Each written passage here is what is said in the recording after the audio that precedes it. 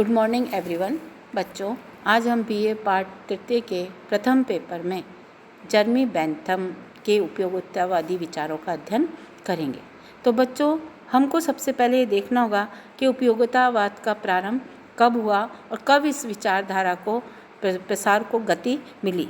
तो 19वीं सदी के पूर्वार्ध में उपयोगितावाद का जन्म हुआ था और शीघ्र ही इसका प्रभावशाली होना ब्रिटिश राजनीतिक दर्शन के इतिहास में एक महत्वपूर्ण घटना है। बेंथम को उपयोगितावाद का जनक माना जाता है। तो बच्चों, ऐसा नहीं है कि बेंथम से पहले उपयोगितावादी विचार नहीं आए। बेंथम से पहले भी एपिक्यूरियन जो प्रणाली थी उसमें भी हमें उपयोगितावादी विचार दिखाई दिए। लॉक ने भी राज्य का आधार उपयोगितावाद को ही माना है। तो कई विचार ऐसे थे जिन्होंने कि उपयोगितावाद को राज्य के कार्य का आधार माना है। लेकिन जर्मी बेंथम का नाम इसलिए आता है क्योंकि जर्मी बेंथम ने बहुत ही अच्छे ढंग से, बहुत सुचारू रूप से इन विचारों का प्रतिपादन किया और सही रूप में इसको राजनीति के क्षेत्र में लागू करने का प्रयास बेंथम के द्वारा किया गया। तो बेंथम को उपयोगितावाद का जनक माना जाता है। उपयोगितावादी विचारधारा का मूल जो आधार है वो है अधिकतम व्यक्तियों का अधिकतम सुख। यानी कि ये विचारधारा ये कहती है कि राज्य ऐसी संस्था है जिसको कि कार्य करने के लिए अधिकतम व्यक्तियों के अधिकतम सुख की बात ये करता है कि अधिकतम व्यक्तियों का अधिकतम सुख जो है वो होना चाहिए। तो राज्य को एक ये ऐसी संस्था के रूप में देखता है।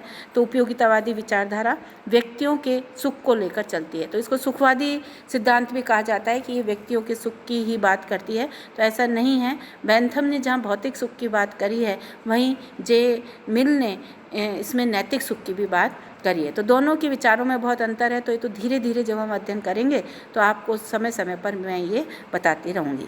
उपयोगितावादी विचारधारा का जन्म की जब हम बात करते हैं तो जैसा कि मैंने बताया कि प्राचीन काल में ही इसका जन्म हो गया था। एपिक्यूरियन जो प्रणाली थी उसमें इसका सर्वप्रथम प्रयोग किया गया था, जिसमें कि सुखवाद की बात की गई थी। 17वीं शताब्दी के सामाजिक समझौते का जो सिद्धांत के प्रतिपादक रहे, उन्होंने भी उपयोगितावादी विचारों को अपने विचारों में महत्वपूर्ण स्थान प्रदान किया।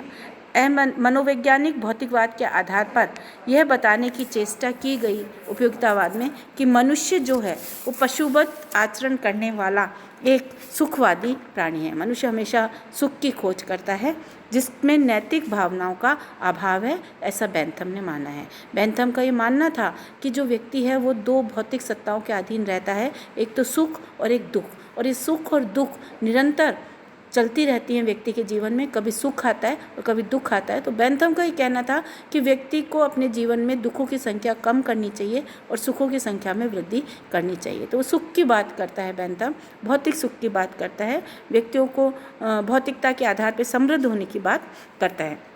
लॉक को जो हम देखते हैं तो लॉक ने भी उपयोगितावाद का प्रयोग किया। लॉक ने, जैसा कि मैंने आपको बताया, उसने ये कहा कि राज्य का मूल उद्देश्य है व्यक्ति का कल्याण करना।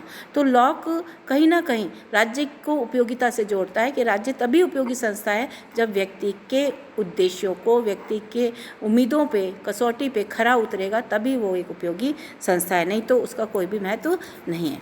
तो बच्चों, हम ये देखें तो इसका विधिवत जो प्रतिपादन है वो तो बेंथम ने किया, लेकिन उससे पहले इस विचार को रखने का जो श्रेय है वो डेविड ह्यूम को जाता है। डेविड ह्यूम ने उपयोगितावाद को क्रमबद्ध रूप में प्रस्तुत किया। 18वीं शताब्दी के उत्तरार्ध में अनेक विचारक हुए जो कि उपयोगिता विचारक हुए, जिनका कि नाम हमसे प्रश्न पत्र में पूछा जाता है। तो इनमें से कुछ विचारक हैं Priestley, Hutcheson, Paley, Holbach, Bentham, James Mill, John Austin, James J.S. Mill. तो इन्होंने उपयोगितावादी विचारों को रखा, लेकिन जो हमें अध्ययन करना है वो दो उपयोगितावादी विचारक हैं, एक तो जर्मी बेंथम और एक हमारा है J.S. मिल, जिसका कि हम अध्ययन अपने इस पाठ्यक्रम में करेंगे। बेंथम को इस पुराने सिद्धांत को, बेंथम ने ये जो पुराना सिद्धांत था इसको बेंथम ने शास्त्रीय और व्यवस्थित रूप प्रदान किया और राजनीति के क्षेत्र में इसको लागू करने का प्रयास किया, इसीलिए बेंथम को इसका प्रवर्तक माना जाता है। तो इस तरीके से इस सिद्धांत को एक शक्तिशाली विचारधारा बनाने का जो श्रेय है वो बेंथम के पास जाता है और इसीलिए उसको उपयोगितावाद का प्रवर्तक कहा जाता है। कई बार आपसे पूछ सकते हैं तो आप बता सकते हो कि उसको इसलिए उपयोगितावाद का प्रवर्तक कहा जाता है क्योंकि क्रमबद्ध रूप से बहुत तरीके से उसने उपयोगितावादी विचारों को राजनीति के क्षेत्र में लागू करने की कोशिश करी और राज्य का प्रमुख उद्देश्य माना है व्यक्तियों का कल्याण करना, अधिक से अधिक उनको सुख देना। नेक्स्ट जब हम बात करते हैं तो नेक्स्ट बात ये आती है,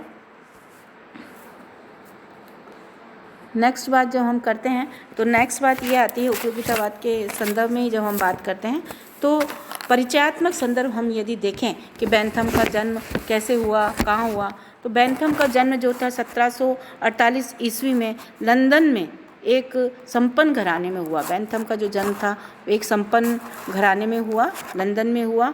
और बेंथम जो है वो व्यक्तित्व का बहुत ही धनी था। वो शुरू से ही बहुत ही प्रतिभाशाली व्यक्तित्व का था बेंथम, और उस व्यक्तित्व के चलते इसने, मैं आपको बताऊं कि 15 वर्ष में ही बेंथम ने सभी भाषाओं का, फ्रेंच भाषा हो, चाहे अंग्रेजी भाषा हो, चाहे वो स्पेनिश भाषा हो, उसका ज्ञान प्राप्त कर लिया था। और 15 वर्ष में इसने स्नातक की उपाधि भी प्राप्त कर ली थी। एक विलक्षण प्रतिभा का धनी था, बुद्धि प्रधान व्यक्ति था, जिसने कि बाद में वकालत भी करी। फिर इसने विधि शास्त्र और न्याय शास्त्र का अध्ययन किया। तो बेंथम ने अपने जीवन काल में कई घटनाएं, कई इसने रचनाएं लिखी हैं कई घटनाओं से प्रभावित होकर। तो इसकी जो महत्वपूर्ण रचनाएं हैं यदि आपसे पूछी जाती हैं तो मैं आपको बताती हूँ कि इसकी पहली जो रचना है वो है शासन पर कुछ विचार। ये रचना इसने 1776 में लिखी थी और उस समय ब्लैक स्टोन की जो मान्यता थी उसका इसने इसमें खंडन किया था। दूसरी इसकी रचना है introduction to the principles of morals and legislation. ये 1789 में आई थी। ये दोनों रचनाएं जो हैं इसकी बहुत ही महत्वपूर्ण है, जिसमें कि इसने अपने विचारों का संग्रहण किया है। इसके अलावा इसकी कई रचनाएं हैं, जिसमें से कुछ हैं ऐसे ऑन पॉलिटिकल टैक्टिक्स, ये 1791 में इसका प्रतिपादन किया।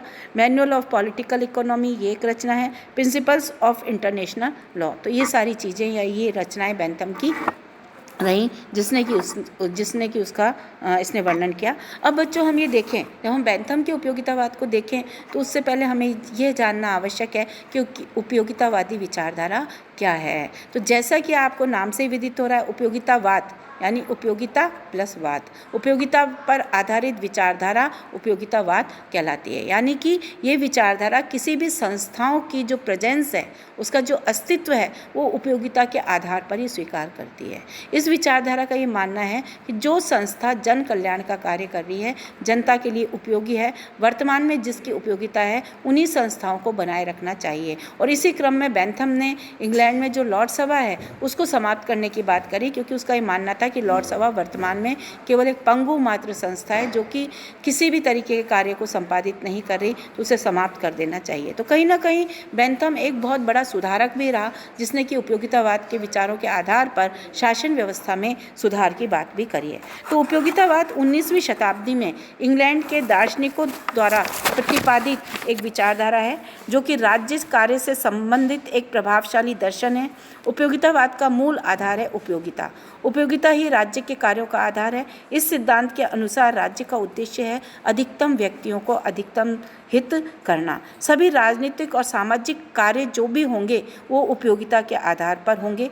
कानून इस प्रकार से बनेंगे कि जो कि अधिकतम व्यक्तियों को अधिकतम सुख दे रहे हों। तो कोई कानून ऐसा नहीं हो कि जो दुख दे रहा हो। तो दुख देने वाली चीज़ को बेंथम ने स्वीकार नहीं किया। उसका यही कहना है कि दो हमारी शक्तियां हैं, लेकिन इस तरीके का प्रयास होना चाहिए, व्यक्ति का व्यक्तिगत प्रयास और राज्य का प्रयास ये होना चाहिए कि वो हर व्यक्ति के जीवन में सुखों की वृद्धि करेगा। तो उपयोगितावाद भी व्यक्तिवाद की तरह समाज को व्यक्तियों का संग्रह मानता है, और इसका भी ये मानना है कि जो व्यक्तियों का कल्याण होगा या व्यक्तियों के लिए जो कार्य ठीक है वो समाज के लिए भी सही होगा। तो इसका कहने का उद्देश्य ये है, उपयोगितावाद ये कहता है कि जो भी कार्य किया जाए वो उपयोगी हो, व्यक्तियों को उसका लाभ मिले। तो राज्य का जो अस्तित्व का आधार है वो उपयोगितावाद है। उपयोगितावाद मानवीय आचरण की प्रकृति और नैतिकता के निर्णय के स्तर में संबंधित एक नैतिक सिद्धांत है।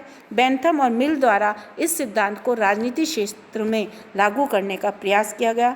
राज्य उन कार्यों का निष्पादन करेगा जो कि मनुष्य के सुख में वृद्धि करेंगे और दुखों में कमी करेंगे।